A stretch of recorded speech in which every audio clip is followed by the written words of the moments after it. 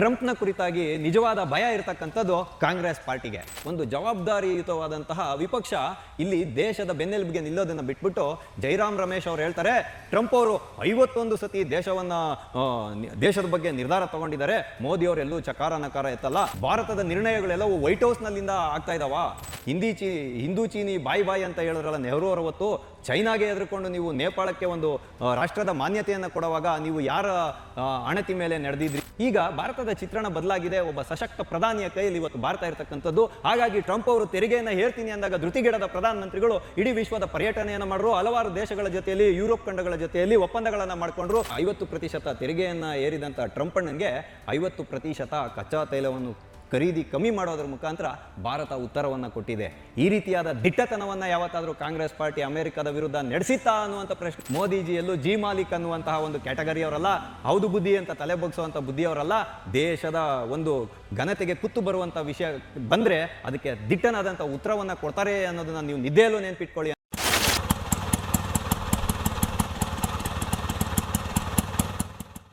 TV ವಿಕ್ರಮದ ಸಮಸ್ತ ವೀಕ್ಷಕರಿಗೆ ಆಟೋವಾಲಾ ಕಾರ್ಯಕ್ರಮಕ್ಕೆ ಆತ್ಮೀಯವಾದ ಸ್ವಾಗತ.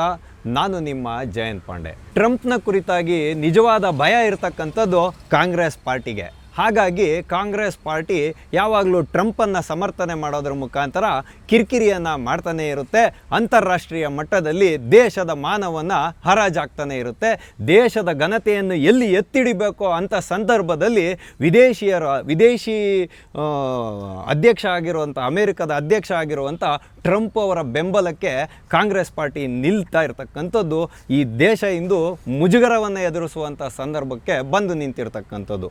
ಹೌದು, ನಾನಿವತ್ತು ನಿಮ್ಮ ಮುಂದೆ ಈ ರೀತಿಯಾಗಿ ಯಾಕೆ ಹೇಳ್ತಿದ್ದೀನಿ ಅಂತ ಹೇಳಿದ್ರೆ, ನಾವು ಸ್ವಲ್ಪ ಇದನ್ನು ತುಂಬ ಗಂಭೀರವಾಗಿ ಆಲೋಚನೆ ಮಾಡಬೇಕಾಗಿರುವಂತಹ ಜವಾಬ್ದಾರಿಯುತದ ನಾಗರಿಕರಾಗಿ ನಾವು ಇದನ್ನು ಅರ್ಥ ಮಾಡ್ಕೊಬೇಕಾಗಿರುವಂಥ ಸಂದರ್ಭ ಇದೆ. ಹಾಗಾಗಿ ಇವತ್ತು ನಿಜವಾದ ಹೆದರಿಕೆ ಮೋದಿಯವ್ರಿಗಿದೆಯಾ, ಟ್ರಂಪ್ನ ಕುರಿತಾಗಿ ಕಾಂಗ್ರೆಸ್ ಪಾರ್ಟಿಗಿದೆಯಾ? ಬಹುವಂಶ ಅಮೇರಿಕದ ಕುರಿತಾಗಿ ಭಯ ಯಾವತ್ತು ಕಾಂಗ್ರೆಸ್ ಪಾರ್ಟಿಗೆ ಇದ್ದೇ ಇದೆ ಅನ್ನೋದು ಈ ವಿಷಯಗಳನ್ನು ನೋಡಿದಾಗ ನಮ್ಮೆಲ್ಲರಿಗೂ ಅರ್ಥ ಆಗೋಗುತ್ತೆ ತುಂಬ ಸರಳವಾಗಿ. ನಿನ್ನೆ ಒಂದು ಘಟನೆ ನಡೆಯುತ್ತೆ. ಟ್ರಂಪ್ ಅವರು ವೈಟ್ ಹೌಸ್ನಿಂದ ಒಂದು ಹೇಳಿಕೆಯನ್ನು ಇದು ಪತ್ರಿಕಾಗೋಷ್ಠಿಯಲ್ಲಿ ಒಂದು ಹೇಳಿಕೆಯನ್ನು ಬಿಡುಗಡೆ ಮಾಡ್ತಾರೆ. ಅದು ಏನು ಅಂತ ಹೇಳಿದ್ರೆ, ನರೇಂದ್ರ ಮೋದಿ ಅವರಿದ್ದಾರಲ್ಲ, ಅವರು ನಮ್ಮ ಉತ್ತಮವಾದ ಸ್ನೇಹಿತರು, ನಮ್ಮ ಬಾಂಧವ್ಯ ಚೆನ್ನಾಗಿದೆ. ಹಾಗಾಗಿ ಇನ್ನು ಮುಂದೆ ಮೋದಿಯವರು ಸ್ಪಷ್ಟಪಡಿಸಿದಂತೆ ನಾನು ಇನ್ನು ಮುಂದೆ ರಷ್ಯಾದಿಂದ ಕಚ್ಚಾ ತೈಲವನ್ನು ಖರೀದಿ ಮಾಡೋದಿಲ್ಲ ಅಂತ ನನಗೆ ಹೇಳಿದ್ದಾರೆ, ಆಶ್ವಾಸನೆಯನ್ನು ಕೊಟ್ಟಿದ್ದಾರೆ. ಹಾಗಾಗಿ ನಾನು ಮೋದಿಯವ್ರಿಗೆ ಧನ್ಯವಾದ ಹೇಳಲಿಕ್ಕೆ ಇಷ್ಟಪಡ್ತೀನಿ. ಹಾಗಾಗಿ ಮೋದಿಯವರ ರಾಜಕೀಯದ ಭವಿಷ್ಯದ ಬಗ್ಗೆ ನಾನು ಹೆಚ್ಚಿಗೆ ಮಾತಾಡೋಕ್ಕೆ ಹೋಗೋದಿಲ್ಲ, ನಾಯಕತ್ವದ ಬದಲಾವಣೆ ಬಗ್ಗೆ ನಾನು ಹೆಚ್ಚಿಗೆ ಮಾತಾಡೋಕ್ಕೆ ಹೋಗೋದಿಲ್ಲ. ಆದರೆ ಮೋದಿಯವರು ನನಗೆ ಭರವಸೆಯನ್ನು ಕೊಟ್ಟಿದ್ದಾರೆ. ಹಾಗಾಗಿ ಮೋದಿಯವರು ಇನ್ನು ಮುಂದೆ ರಷ್ಯಾದಿಂದ ತೈಲವನ್ನು ಖರೀದಿ ಮಾಡೋದಿಲ್ಲ, ಮುಂದೆ ಚೈನಾವೂ ಕೂಡ ಮಾಡಬಾರ್ದು ಅಂತ ಹೇಳುವಂತಹ ಒಂದು ವಿಷಯವನ್ನು, ಗಂಭೀರವಾದ ವಿಷಯವನ್ನು ಹೇಳ್ತಾರೆ. ಅದು ತತ್ಕೂಡಲೇ ಏನಾಗುತ್ತೆ ಅಂತ ಹೇಳಿದ್ರೆ, ಈಗ ಎರಡು ದೇಶದ ಪ್ರಧಾನಿಗಳು ಅಥವಾ ಅಧ್ಯಕ್ಷರು ಮಾತಾಡಬೇಕಂದ್ರೆ ನೇರವಾಗಿ ಹೋಗಿ ಮಾತಾಡಬೇಕು, ಅಥವಾ ಒಂದು ಫೋನ್ ಕಾಲ್ನ ಮುಖಾಂತರ ಮಾತಾಡಬೇಕು, ಅಥವಾ ವಿದೇಶಾಂಗ ಸಚಿವಾಲಯಗಳ ಮುಖಾಂತರನಾದರೂ ಒಂದು ಸಂವಾದ ನಡೆದಿರಬೇಕು, ಒಂದು ಸಂಪರ್ಕ ನಡೆದಿರಬೇಕು. ಆಗ ಮಾತ್ರ ಟ್ರಂಪ್ ಅವರು ಈ ರೀತಿಯಾದಂಥ ವಿಷಯವನ್ನು ಹೇಳಲಿಕ್ಕೆ ಬರುತ್ತೆ. ಆದರೆ ಟ್ರಂಪ್ ಅವರು ಇಲ್ಲಿ ಹೇಳಿದಂಥ ಹೇಳಿಕೆಯನ್ನು ಇಟ್ಕೊಂಡು ಕಾಂಗ್ರೆಸ್ ಅವರು ದೇಶದಾದ್ಯಂತ ಗದ್ದಲವನ್ನು ಮಾಡ್ತಾ ಇರೋದು, ಇಲ್ಲ ಸಲ್ಲದ ಅಪಪ್ರಚಾರವನ್ನು ಮಾಡ್ತಾ ಇರತಕ್ಕಂಥದ್ದು ಮೇಲ್ನೋಟಕ್ಕೆ ಗಮನಕ್ಕೆ ಬರ್ತಾ ಇದೆ. ಹಾಗಾಗಿ ಟ್ರಂಪ್ ಅವರು ಇವತ್ತು ಏನು ಹೇಳಿದಾರಲ್ಲ, ಯಾವಾಗ ತೆರಿಗೆಯ ವಿಷಯದಲ್ಲಿ ಭಾರತದ ಮೇಲೆ ತೆರಿಗೆಯನ್ನು ಹೇರಿದ್ರೋ, 50% ತೆರಿಗೆಯನ್ನು ಹೇರಿದ್ರೋ ಟ್ರಂಪ್ ಅವರು, ಅವಾಗಿಂದ ಭಾರತದ ನಿಲುವು ಸ್ಪಷ್ಟವಾಗಿದೆ. ಟ್ರಂಪ್ ಅವರು ಭಾರತದಿಂದ ಹೋಗ್ತಕ್ಕಂಥ ವಸ್ತುಗಳ ಮೇಲೆ 50% ತೆರಿಗೆಯನ್ನು ಏರಿದಾಗಲೇ ವಿಚಲಿತವಾಗದ ಭಾರತದ ವಿದೇಶಾಂಗ ಸಚಿವಾಲಯ ನಿನ್ನೆ ಸ್ಪಷ್ಟನೆಯನ್ನು ಕೊಟ್ಟಿದೆ. ಈ ರೀತಿಯಾದಂಥ ಯಾವುದೇ ಒಂದು ಹೇಳಿಕೆಯನ್ನು ಮೋದಿಜಿಯವರು ಕೊಟ್ಟಿಲ್ಲ. ನಿನ್ನೆಯವರೆಗೂ ಮೋದಿ ಮತ್ತು ಟ್ರಂಪ್ ಅವ್ರ ನಡುವೆ ಯಾವುದೇ ವಿಧವಾದಂಥ ಚರ್ಚೆ ಕೂಡ ನಡೆದಿಲ್ಲ ಫೋನ್ನಲ್ಲಿ ಅಂತ ರಣಧೀರ್ ಜೈಸ್ವಾಲ್ ಅವರು, ವಿದೇಶಾಂಗ ಇಲಾಖೆಯ ಮುಖ್ಯಸ್ಥರು ಸ್ಪಷ್ಟತೆಯನ್ನು ಕೊಟ್ಟಿದ್ದಾರೆ. ಆದರೆ ಇದನ್ನೆಲ್ಲ ನೋಡಿ ಕಾಂಗ್ರೆಸ್ ಪಾರ್ಟಿಗೆ ಯಾಕೆ ಇರುಸು ಮುರುಸಾಗುತ್ತೆ? ಯಾವಾಗಲೂ ದೇಶದ ಒಂದು ಘನತೆಯನ್ನು ಎತ್ತಿಡಿಯುವಂಥ ಸಂದರ್ಭ ಬಂದಾಗ ಯಾಕೆ ಇವರು ವಿರೋಧವಾದ ಹೇಳಿಕೆಗಳನ್ನು ಕೊಡ್ತಾರೆ ಅನ್ನುವಂಥ ವಿಷಯ ಇಲ್ಲಿ ಮುನ್ನೆಲೆಗೆ ಬರುತ್ತೆ. ನೋಡಿ, ನಾವು ಸುಮ್ಮನೆ ಏನೋ ಸುಮ್ಮನೆಯಾಗಿ ಮಾತಾಡಿದ್ರೆ ಅದು ತಪ್ಪಾಗುತ್ತೆ. ಇಲ್ಲಿ ನಾವು ನೋಡೋಣ. ಕಾಂಗ್ರೆಸ್ ಪಾರ್ಟಿ ನಿನ್ನೆ ಟ್ವೀಟ್ಗಳನ್ನು ಮಾಡಿದೆ, ಸರಣಿ ಟ್ವೀಟ್ಗಳನ್ನು ಮಾಡಿದೆ. ಈ ಟ್ವೀಟನ್ನು ನೀವೆಲ್ಲರೂ ನೋಡ್ಬೋದು. ಈ ಟ್ವೀಟ್ ಇರ್ತಕ್ಕಂಥದ್ದು ಕಾಂಗ್ರೆಸ್ನ ಅಧಿಕೃತ ಟ್ವಿಟರ್ ಹ್ಯಾಂಡಲಿಂದ ನಾನು ತೊಗೊಂಡಿದ್ದೀನಿ. INC ಇಂಡಿಯನ್ ನ್ಯಾಷನಲ್ ಕಾಂಗ್ರೆಸ್ ಅವರು ಮಾಡಿರುವಂತಹ ಟ್ವೀಟ್ ಇದು. ಇದರಲ್ಲಿ ಇವ್ರು ಏನಂತ ಒಂದು ವ್ಯಂಗ್ಯ ಚಿತ್ರವನ್ನು ಹಾಕ್ಕೊಂಡಿದ್ದಾರೆ ಅಂತ ಹೇಳಿದ್ರೆ, you will not buy oil from the Russia ಅಂತ.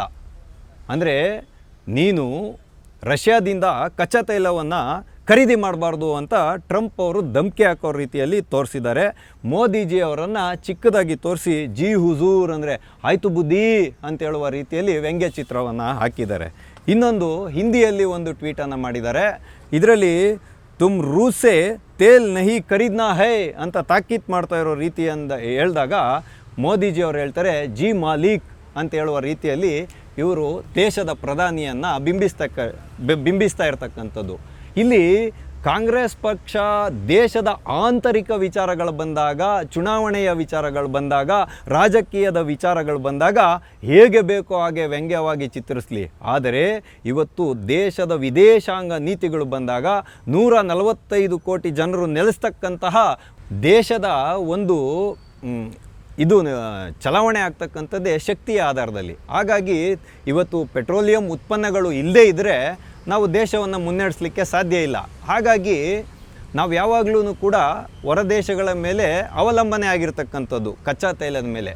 ಹಾಗಾಗಿ ಇವತ್ತು ಕಚ್ಚಾ ತೈಲದ ಮೇಲೆ ವಿಪಕ್ಷಗಳು ಇಲ್ಲ ಸಲ್ಲದ ಹೇಳಿಕೆಗಳನ್ನು ಮಾಡಿದ್ರೆ ಅದನ್ನು ಒಂದು ಪರಿಸ್ಥಿತಿಯ ಲಾಭವನ್ನು ಪಡೆಯೋದಕ್ಕೆ ಅಂತಾರಾಷ್ಟ್ರೀಯ ಮಟ್ಟದಲ್ಲಿ ಸಾಕಷ್ಟು ಕುತಂತ್ರಗಳು, ಷಡ್ಯಂತ್ರಗಳು ನಡೀತಾ ಇರುತ್ತೆ.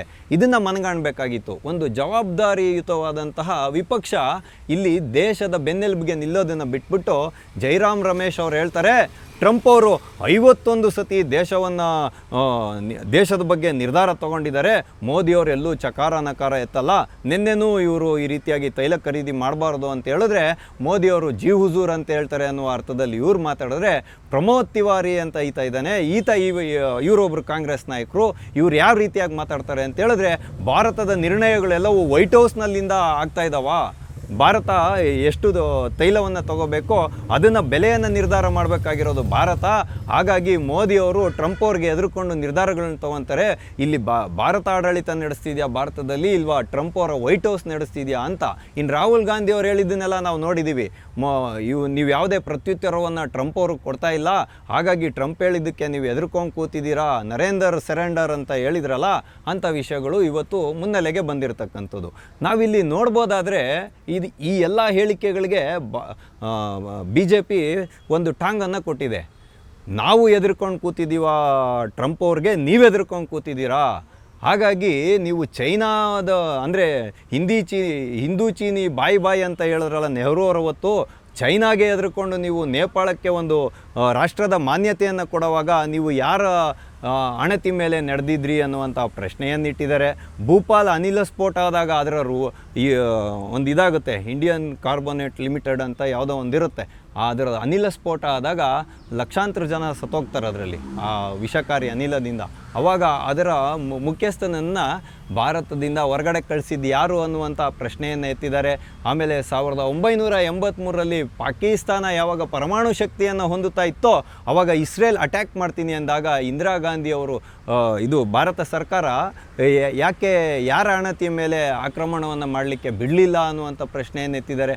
ಆಮೇಲೆ ಮುಂಬೈನ ಅಟ್ಯಾಕ್ ಆಯ್ತಲ್ಲ ತಾಜ್ ಹೋಟೆಲ್ ಮೇಲೆ, ಆವಾಗ ತಟಸ್ಥವಾಗಿ ಯಾಕೆ ಉಳಿದಿತ್ತು ಕಾಂಗ್ರೆಸ್, ಯಾರ ಅಣತಿಯ ಮೇಲೆ ಪಾಕಿಸ್ತಾನದ ಮೇಲೆ ಕ್ರಮವನ್ನು ತೆಗೆದುಕೊಳ್ಳಿಲ್ಲ ಗಂಭೀರವಾಗಿ ಅಂತ ಹೇಳುವಂಥ ಪ್ರಶ್ನೆಗಳನ್ನು ಮುಂದೆ ಇಟ್ಟಿದ್ದಾರೆ. ಹಾಗಾಗಿ ಅದು ಅಂದಿನ ಭಾರತ. ಈಗ ಭಾರತದ ಚಿತ್ರಣ ಬದಲಾಗಿದೆ. ಒಬ್ಬ ಸಶಕ್ತ ಪ್ರಧಾನಿಯ ಕೈಯಲ್ಲಿ ಇವತ್ತು ಭಾರತ ಇರತಕ್ಕಂಥದ್ದು. ಹಾಗಾಗಿ ಟ್ರಂಪ್ ಅವರು ತೆರಿಗೆಯನ್ನು ಹೇರ್ತೀನಿ ಅಂದಾಗ ಧೃತಿಗೆಡದ ಪ್ರಧಾನಮಂತ್ರಿಗಳು ಇಡೀ ವಿಶ್ವದ ಪರ್ಯಟನೆಯನ್ನು ಮಾಡಿದ್ರು, ಹಲವಾರು ದೇಶಗಳ ಜೊತೆಯಲ್ಲಿ, ಯುರೋಪ್ ಖಂಡಗಳ ಜೊತೆಯಲ್ಲಿ ಒಪ್ಪಂದಗಳನ್ನು ಮಾಡಿಕೊಂಡ್ರು, ಮುಕ್ತ ವ್ಯಾಪಾರ ಒಪ್ಪಂದಗಳನ್ನು ಮಾಡಿಕೊಂಡ್ರು, ರಷ್ಯಾ ಮತ್ತು ಚೈನಾವನ್ನು ಗಣನೆಗೆ ತಗೊಂಡ್ರು. ಇವತ್ತು ಅಲ್ಲಿ ಕೂಡ ವ್ಯಾಪಾರಿ ಒಪ್ಪಂದಗಳಾಗಿದೆ. ಹಾಗಾಗಿ ಯಾವಾಗ ಆಪರೇಷನ್ ಸಿಂಧೂರ ನಡೆದ ಮರುಕ್ಷಣದಲ್ಲಿ ಟ್ರಂಪ್ ಅವರು ಯಾವಾಗ ತೆರಿಗೆ ಯುದ್ಧವನ್ನು ಶುರು ಮಾಡಿದ್ರೋ, ಭಾರತದ ಮೇಲೆ ತೆರಿಗೆಯನ್ನು ಏರ್ಲಿಕ್ಕೆ ಶುರು ಮಾಡಿದ್ರೋ, ಅವಾಗಿನ ಡೇಟಾವನ್ನು ನಾವು ನೋಡೋಣ. ಪ್ರತಿದಿನ 410,000 ಬ್ಯಾರಲ್ಗಳಷ್ಟು ಕಚ್ಚಾ ತೈಲವನ್ನು ಅಮೇರಿಕಾದಿಂದಲೂ ಕೂಡ ಭಾರತ ಖರೀದಿ ಮಾಡ್ತಾ ಇತ್ತು. ಹಾಗಾಗಿ ಮೋದಿಯವರು ಯಾವಾಗ ತೆರಿಗೆ ಯುದ್ಧವನ್ನು ಶುರು ಮಾಡಿದ್ರು ಭಾರತದ ಜೊತೆಯಲ್ಲಿ, ತತ್ಕ್ಷಣದಲ್ಲಿ 25% ಬ್ಯಾರಲ್ಗಳನ್ನು ಕಡಿಮೆ ಮಾಡಿದ್ರು. ಅಂದರೆ 41,000 ಬ್ಯಾರಲ್ಸನ್ನು ತರಿಸುತ್ತೀವಿ ನಾವು ಪ್ರತಿದಿನ ಅಮೇರಿಕಾದಿಂದ ಕಚ್ಚಾ ತೈಲವನ್ನು. ಆದರೆ ಯಾವಾಗ ಟ್ರಂಪ್ ಅವರು ತೆರಿಗೆಯನ್ನು ಹೇರಿದ್ರು ಭಾರತದ ಮೇಲೆ, ಆವಾಗಿಂದ ಭಾರತ ಏನು ಮಾಡ್ತು, ಹಂತ ಹಂತವಾಗಿ ಕಚ್ಚಾ ತೈಲವನ್ನು ಅಮೇರಿಕಾದಿಂದ ಕಡಿಮೆ ಮಾಡೋದನ್ನು ಮಾಡ್ಕೊಂಬಂತು. ಈಗ ಕೇವಲ 200 ಅಂದರೆ 20,000 ಬ್ಯಾರಲ್ಗಳಷ್ಟು ಪ್ರತಿನಿತ್ಯ ನಾವು ತರಿಸ್ಕೊತಾ ಇದ್ದೀವಿ. ಅಂದರೆ 50% ತೆರಿಗೆಯನ್ನು ಏರದಂಥ 50% ತೆರಿಗೆಯನ್ನು ಏರಿದಂಥ ಟ್ರಂಪಣ್ಣಂಗೆ 50% ಕಚ್ಚಾ ತೈಲವನ್ನು ಖರೀದಿ ಕಮ್ಮಿ ಮಾಡೋದ್ರ ಮುಖಾಂತರ ಭಾರತ ಉತ್ತರವನ್ನು ಕೊಟ್ಟಿದೆ. ಈ ರೀತಿಯಾದ ದಿಟ್ಟತನವನ್ನು ಯಾವತ್ತಾದರೂ ಕಾಂಗ್ರೆಸ್ ಪಾರ್ಟಿ ಅಮೇರಿಕಾದ ವಿರುದ್ಧ ನಡೆಸಿತ್ತಾ ಅನ್ನುವಂಥ ಪ್ರಶ್ನೆಯನ್ನು ಸಾಮಾನ್ಯ ನಾಗರಿಕನಾಗಿ ನಾನು ಕಾಂಗ್ರೆಸ್ ಪಾರ್ಟಿ ಮುಂದೆ ಇಡ್ತಾ ಇದ್ದೀನಿ. ಹಾಗಂತೇಳಿ ಟ್ರಂಪ್ ಅವ್ರು ಹೇಳಿದ್ದಕ್ಕೋಸ್ಕರ ರಷ್ಯಾದಿಂದ ಏನಾದರೂ ತೈಲ ಖರೀದಿಯನ್ನು ಕಡಿಮೆ ಮಾಡಿದೆಯಾ ಭಾರತ ಅಂತ ಹೇಳಿದ್ರೆ ಖಂಡಿತವಾಗೂ ಇಲ್ಲ. ಯಾವಾಗ ಏಪ್ರಿಲಲ್ಲಿ 16 ಲಕ್ಷ ಬ್ಯಾರಲ್ಗಳನ್ನು ಪ್ರತಿದಿನ ಖರೀದಿ ಮಾಡ್ತಾಯಿದ್ರೋ, ಇವತ್ತಿಗೂ ಕೂಡ ಅದೇ ಡೇಟಾವನ್ನು, ಅಂದರೆ 16 ಲಕ್ಷ ಬ್ಯಾರಲ್ಗಳನ್ನು ಪ್ರತಿನಿತ್ಯ ಕಚ್ಚಾ ತೈಲವನ್ನು ರಷ್ಯಾದಿಂದ ಖರೀದಿ ಮಾಡ್ತಾ ಇದೆ ಭಾರತ. ಹಾಗಾಗಿ ಭಾರತ ಯಾವಾಗಲೂ ಹೇಳ್ತಕ್ಕಂಥದ್ದು, ಭಾರತ ಯಾವಾಗಲೂ ಸಮರ್ಥಿಸ್ತಕ್ಕಂಥದ್ದು ಏನು ಅಂತ ಹೇಳಿದ್ರೆ, ತನ್ನ ದೇಶದ ಪ್ರಜೆಗಳಿಗೆ ಯಾವುದು ಬಹುಮುಖ್ಯವಾದ ಉತ್ಪನ್ನಗಳಿದೆಯೋ ಅದನ್ನು ಖರೀದಿ ಮಾಡುವಾಗ ಯಾರು ನಮಗೆ ಕಡಿಮೆ ಬೆಲೆಯಲ್ಲಿ ಉತ್ಕೃಷ್ಟ ಗುಣಮಟ್ಟದ ಉತ್ಪನ್ನಗಳನ್ನು ಕೊಡ್ತಾರೋ ನಾವು ಅವರಿಂದ ಖರೀದಿ ಮಾಡ್ತೀವಿ. ನಮ್ಮ ದೇಶದ ಜನರಿಗೆ ಬೆಲೆ ಏರಿಕೆ ಆಗಬಾರ್ದು, ಬೆಲೆ ಏರಿಕೆ ಅಂತಕ್ಕಂಥದ್ದು ನಿಯಂತ್ರಣದಲ್ಲಿರಬೇಕು ಭಾರತದಲ್ಲಿ. ಹಾಗಾಗಿ ನಮಗೆ ಕಚ್ಚಾ ತೈಲದ ಬೆಲೆಗಳು ಅನಿಶ್ಚಿತ ಇರೋದ್ರಿಂದ, ಏರುಪೇರಾಗೋದ್ರಿಂದ ಅಂತಾರಾಷ್ಟ್ರೀಯ ಮಾರುಕಟ್ಟೆಯಲ್ಲಿ ನಮಗೆ ಯಾರು ಕಡಿಮೆ ಬೆಲೆಯಲ್ಲಿ ಕಚ್ಚಾ ತೈಲವನ್ನು ಕೊಡ್ತಾರೋ ನಾವು ಅವರಿಂದ ಖರೀದಿ ಮಾಡಿ ನಮ್ಮ ದೇಶದ ಜನರ ಬೇಡಿಕೆಯನ್ನು ನಾವು ಪೂರೈಸ್ತೀವಿ ಅಂತ ಹೇಳ್ತಕ್ಕಂಥದ್ದು. ಈ ವಿಷಯಕ್ಕೆ ಬರುವಾಗ ಭಾರತ ಯಾರ ಒಂದು ಇದಕ್ಕೂ ಬೆಲೆ ಕೊಡಲ್ಲ, ಅಂದರೆ ಯಾರೋ ಒಂದು ಹೇಳಿಕೆಗೂ ಬೆಲೆ ಕೊಡಲ್ಲ. ಭಾರತ ತಟಸ್ಥ ಧೋರಣೆಯನ್ನು ಹೊಂದಿರುತ್ತದೆ ಅಂತ ಹೇಳುವಂತಹ ಪ್ರತ್ಯಕ್ಷ ಸಂದೇಶವನ್ನು ಇವತ್ತು ಟ್ರಂಪ್ ಅವ್ರ ಮುಂದೆ ಭಾಜಪ ಸರ್ಕಾರ ಇಟ್ಟಿರ್ತಕ್ಕಂಥದ್ದು. ಆದರೆ ಅದನ್ನು ಒಪ್ಕೊಳ್ಳೋದಕ್ಕೆ ಕಾಂಗ್ರೆಸ್ಸಿಗರಿಗೆ ಮನಸ್ಥಿತಿ ಇಲ್ಲ. ಇವರೇನೆಂದರೆ ಹೇಳಿ ಕೇಳಿ ಕ್ಷುಲ್ಲಕ ರಾಜಕಾರಣ ಮಾಡ್ತಕ್ಕಂಥದ್ದು, ಅಪಪ್ರಚಾರದ ರಾಜಕಾರಣ ಮಾಡ್ತಕ್ಕಂಥದ್ದು, ವಿಷಯಗಳ ಗಂಭೀರವನ್ನು ಅರಿಯದೆ ದೇಶದ ಘನತೆಗೆ ಕುತ್ತು ತರುವಂತಹ ಕೆಲಸವನ್ನು ಮಾಡ್ತಕ್ಕಂಥದ್ದು ಇವರಿಗೆ ಒಂದು ಚಾಳಿಯಾಗಿಬಿಟ್ಟಿದೆ. ಚಾಳಿಯಾಗೋಗಿದೆ ಕಾಂಗ್ರೆಸ್ ಪಾರ್ಟಿಗೆ. ಇವರಿಗೆ ದೇಶದ ಭವಿಷ್ಯ ಮುಖ್ಯ ಅಲ್ಲ, ಯಾವುದಾದರೂ ಒಂದು ಸಂದರ್ಭ ಸಿಗಬೇಕು, ಆ ಸಂದರ್ಭದ ಒಂದು ಲಾಭವನ್ನು ಪಡೆದು ಕ್ಷುಲ್ಲಕ ರಾಜಕಾರಣ ಮಾಡೋದ್ರ ಮುಖಾಂತರ ಕೇಂದ್ರ ಸರ್ಕಾರವನ್ನು ಇಕ್ಕಟ್ಟಿಗೆ ಸಿಲುಕಿಸಬೇಕು ಅನ್ನುವಂಥ ಒಂದೇ ಒಂದು ಉದ್ದೇಶವನ್ನು ಇಟ್ಕೊಂಡು ಇವತ್ತು ಇಲ್ಲ ಸಲ್ಲದ ಆರೋಪಗಳನ್ನು ಮಾಡ್ತಾರೆ ಈ ಕಾಂಗ್ರೆಸ್ ನಾಯಕರು. ಹಾಗಾಗಿ ನಾನು ಕೊನೆಯಲ್ಲಿ ಏನು ಹೇಳಲಿಕ್ಕೆ ಬಯಸ್ತೀನಿ ಅಂತೇಳಿದ್ರೆ, ಭಾರತ ಯಾವುದೇ ದೇಶದೊಂದಿಗೆ ಸಂಬಂಧವನ್ನು ಇಟ್ಕೊಂಡಾಗ ತಟಸ್ಥ ಧೋರಣೆಯನ್ನು ನೋಡುತ್ತೆ. ಅದರಲ್ಲಿ ವಿದೇಶಾಂಗ ನೀತಿಗಳ ಮುಖಾಂತರ ಭಾರತಕ್ಕೆ ಯಾವ ವಿಧವಾದಂಥ ಲಾಭ ಆಗುತ್ತೆ ಅನ್ನೋದನ್ನು ನೋಡುತ್ತೆ ಅನ್ನೋದನ್ನು ಕಾಂಗ್ರೆಸ್ಸಿಗರು ಇನ್ನಾದರೂ ಮನಗಾಣಬೇಕು ಅಂತ ಹೇಳೋ ವಿಷಯವನ್ನು ಕಾಂಗ್ರೆಸ್ಸಿಗರ ಮುಂದೆ ಇಡೋದ್ರ ಮುಖಾಂತರ ಮೋದಿಜಿಯಲ್ಲೂ ಜಿ ಮಾಲಿಕ್ ಅನ್ನುವಂತಹ ಒಂದು ಕ್ಯಾಟಗರಿಯವರಲ್ಲ, ಹೌದು ಬುದ್ಧಿ ಅಂತ ತಲೆ ಬಗ್ಸೋವಂಥ ಬುದ್ಧಿಯವರಲ್ಲ.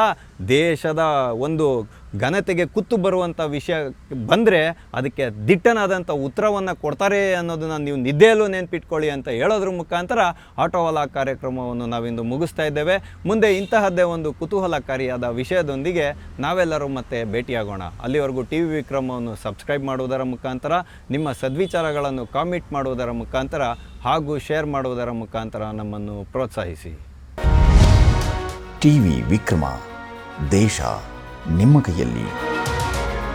ಈ ಕಾರ್ಯಕ್ರಮ ನಿಮಗೆ ಇಷ್ಟ ಆಗಿದ್ದಲ್ಲಿ ಲೈಕ್, ಶೇರ್ ಹಾಗೂ ಕಮೆಂಟ್ ಮಾಡಿ.